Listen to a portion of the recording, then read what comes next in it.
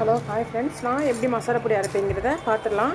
நான் எல்லாம் தனித்தனியாக வச்சுருந்தேன். எங்கள் வீட்டுக்கார் மேலே காய போட கொண்டு போகணுன்னு சொல்லிட்டு எல்லாத்தையும் ஒன்றா போட்டாங்க.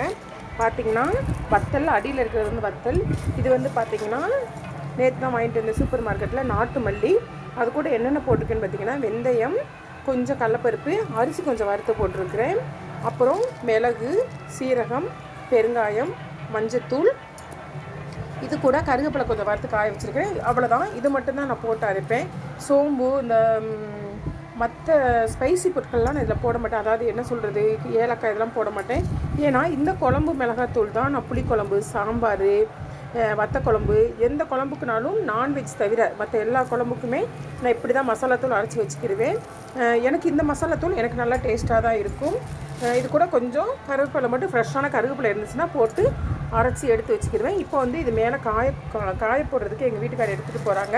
எல்லாத்தையும் தனித்தனியாக வறுத்து வச்சுருந்தேன். சீரகம், மிளகு எல்லாமே ஒன்றா போட்டாங்க.